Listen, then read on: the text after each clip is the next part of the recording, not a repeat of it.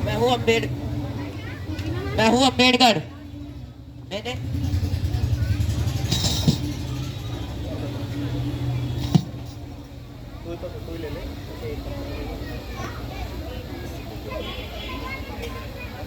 मैं हूँ अम्बेडकर। मैंने दुनिया की सबसे ताकतवर चीज की रचना करी है। यह है भारत का संविधान। और यह है भारत का संविधान। तो अब देखता हूँ इस देश के नागरिक का अधिकार कौन छीनता है। ठीक है, तो फिर यहाँ पे डॉक्टर भीमराव अम्बेडकर ने जब ये भारत का संविधान रचा था तो उन्होंने यही कहा था कि मैंने इस धरती की सबसे मजबूत और सबसे ताकतवर चीज की रचना कर दी है। और जो है जोर से बोलेंगे। और जिसकी रचना करी थी वो सबसे ताकतवर चीज क्या है जिसकी डॉक्टर भीमराव अम्बेडकर ने रचना की थी? भारत का संविधान। और इस भारत के संविधान के बाद ही उन्होंने कहा कि अब देखता हूं कि मेरे देश के नागरिकों का अधिकार अब कौन छीनता है। बस बहुत हो गया। ठीक है, अब तो जब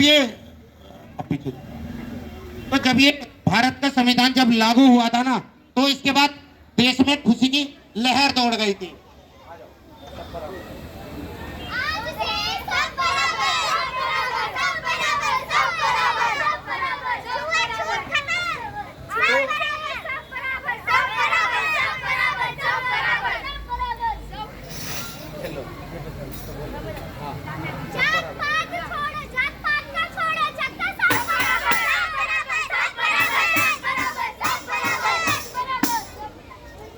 ठीक है, तो अब देखिए कि ये हमने देखा है कि जब बाबा साहब ने भारत का संविधान रचा था तो पूरे देश में एक खुशी की लहर दौड़ गई थी।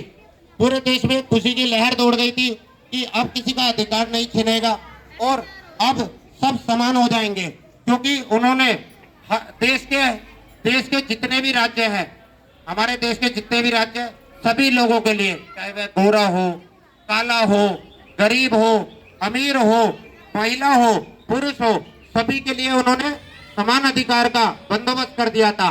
और वे बंदोबस्त कहाँ लिखे थे? इस भारत के संविधान में।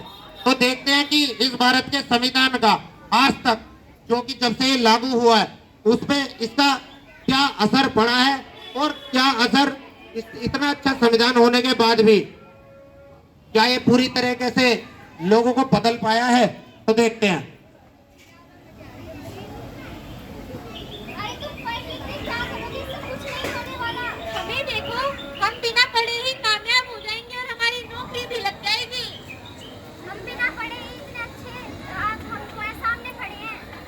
ठीक है, एक अब आपने देखा यहाँ पर कि कुछ बच्चे पढ़ रहे हैं लेकिन उनके पढ़ने की कोई अहमियत ही नहीं है, और कुछ लोग तो आगे उन्हें ये कह रहे हैं कि हमारे पास आरक्षण है तो हमें पढ़ने की जरूरत ही नहीं है, या फिर हम उतना ही पढ़ेंगे जितना हमारे आरक्षण से हमें नंबर मिल जाएंगे।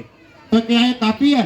एक और चेहरा देखते हैं कि इस संविधान का जो भी होना चाहिए लेकिन वो नहीं हो पाया।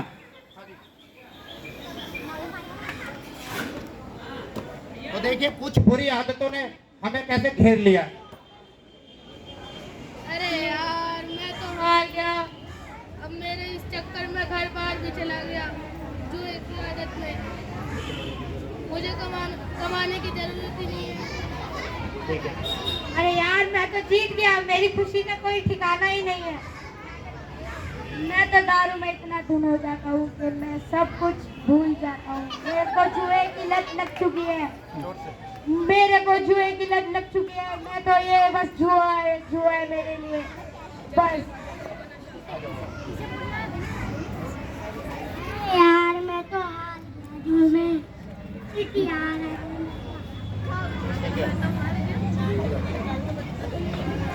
अब देखिए ये जो आदतें हैं कुछ, जैसे कि बच्चे पढ़ना चाहते हैं उन्हें कुछ लोग पढ़ने से रोक रहे हैं आज के टाइम में भी, और कुछ हमारे लोग हैं जो कि जुए में अपना बहुत कुछ हार गए हैं, और जो नशे में केवल जुए में ही जब वो नशा कर लेते हैं तो उनको जुए के अलावा कुछ और सूझता ही नहीं है। तो देखते हैं इसमें डॉक्टर भीमराव अम्बेडकर अगर आज होते तो उनका क्या विचार होता। मुझे लगता था कि भारत का संविधान सभी लोगों के लिए सही ओर की दिशा लेकर जाएगा। पर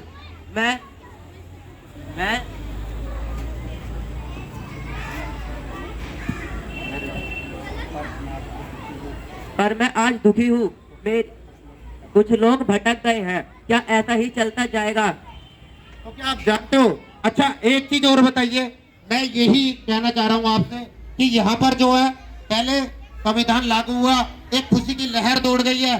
फिर लेकिन क्या होता है कि संविधान लागू होने के आज के टाइम में भी कुछ लोगों को पढ़ने से रोका जा रहा है और कुछ लोग नशे में आके और जुए में कोई खेलना सोचता है, जीतना सोचता है और कोई एकदम से हार जाता है।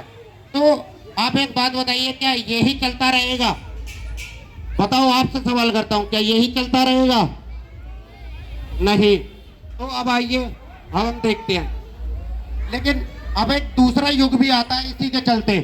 संविधान लागू होने के बाद एक और दूसरा युग भी आता है। ठीक है, और मुझे अमेरिका का वीजा भी मिला है। मैं तो अमेरिका पढ़ने जा रही हूँ। मेरी तो बहुत अच्छी नौकरी लग गई पढ़कर। मेरे तो 59% आया, मैं टॉप गया पूरी क्लास में।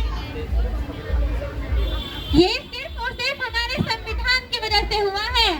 अगर ये आज ना होता तो हम लड़कियों को पढ़ने का अधिकार ना मिला होता। चलो ठीक है, सब बराबर, सब बराबर, सब बराबर, सब बराबर, सब बराबर, सब बराबर। तो देखिए यही बात है कि इस नाटक के माध्यम से हो सकता है कि आपको बहुत नाटक जैसा मजा ना आया हो, क्योंकि जो सच्चाई है ना वो लोगों को इतनी अच्छी भी नहीं लगती है। ठीक है ना? तो यही बात है कि अब हमने देखा है कि हमारे संविधान लागू होने के बाद दो पहलू एक साथ चल रहे हैं। दो हमारे सीन एक साथ चल रहे हैं। कुछ लोग हैं वो पढ़ने नहीं देते, कुछ लोग हैं वो दारू और नशे में और जुए में इस तरह से लग चुके हैं कि उनके घर बार बिक गए हैं।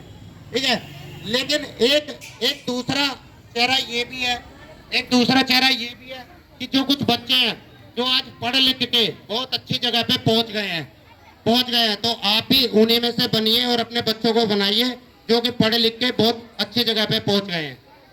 ठीक है, धन्यवाद।